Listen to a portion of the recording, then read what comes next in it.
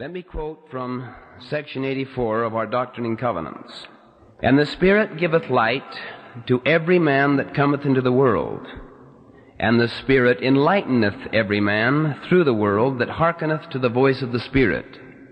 The Spirit of Jesus Christ is given to every person coming into the world, and particularly it will be manifested in those who have received the laws of God given through ancient prophets, particularly the 10 Commandments. "And every one that hearkeneth to the voice of the Spirit cometh unto God, even the Father. And the Father teacheth him of the covenant."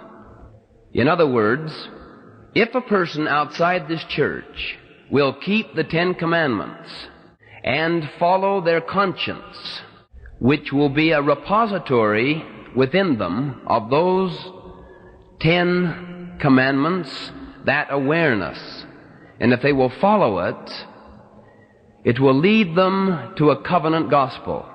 Then when they enter into the covenant relationship with the Lord, they receive the gift of the Holy Ghost. For those who then are members of the church and kingdom, they would keep the covenants they have entered into in the ordinances of the gospel, the promises that they have made, which would give them a more educated conscience. That is a higher understanding.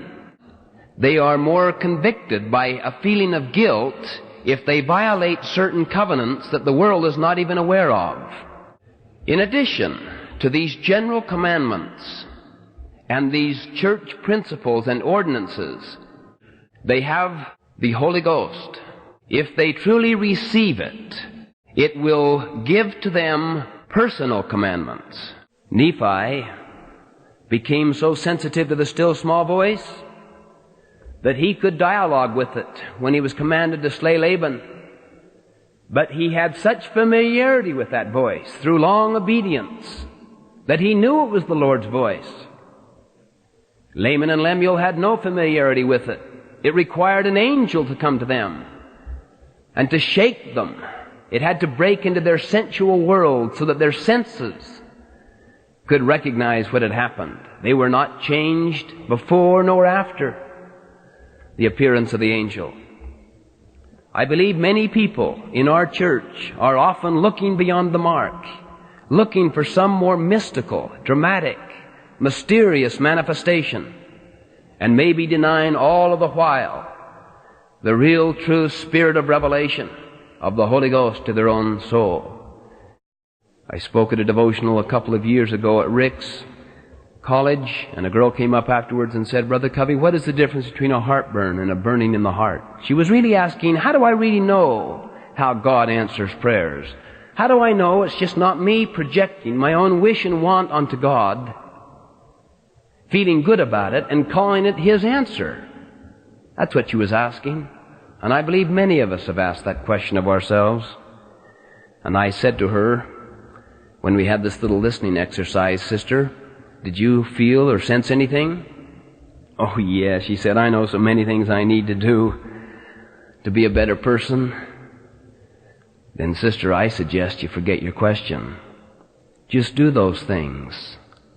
If you do, you'll become acquainted with the voice, and that'll be the answer to your question." You didn't like that answer, did you, sister? "No, why not?" She says, "I have no excuse anymore." A year later, I spoke up there at another devotional on another subject. She came up afterwards and said, "Brother Covey, do you remember me? Can't quite place you. I was the one that asked you about the heartburn." "Oh, yes. Whatever happened to you?" She said, "I did those things. I took it seriously." She said, "I know very clearly the difference now between the true voice and the many other voices within and without." I said, "For instance, what did you do?" She said, "For one thing, I really began to study the Scriptures in a serious way. My prayers were more earnest and sincere and deep. I made reconciliation with certain individuals who I thought I could just forget because I didn't like them. I was more cooperative at home, more helpful. I stopped procrastinating as a student. self-management by crisis. She said, I put it off. I used to put it off all the time. I became more conscientious. I realized this was a stewardship I have to be a student, as well as a stewardship for my family and for my church. She said, I started doing genealogy work. I was more pleasant with my brothers and sisters. I didn't speak back to my parents. I just became a less defensive and angry person. I was on a Know Your Religion circuit in California this last year, and she came up and said, would you be interested in the third installment? I said I would.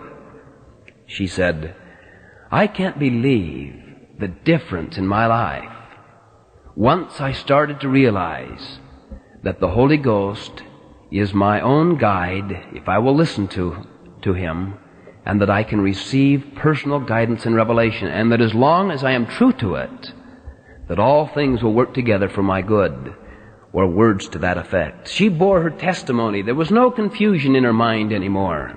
President Lee said to a group of missionaries in England, in answer to the question, President Lee, what is the most important of all of the commandments?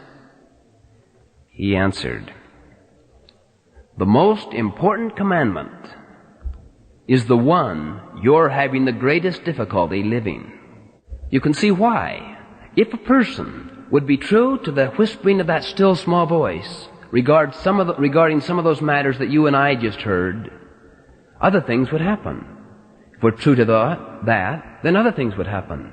Many people who want to have answers to big decisions or intellectual dilemmas up here, but are not really open and receptive to the whisperings of the Spirit down here, will continue to remain confused up here.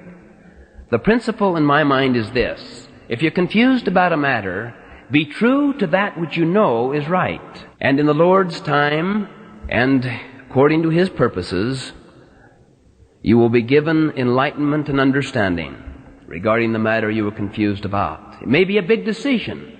It may be an intellectual question that you have in your mind.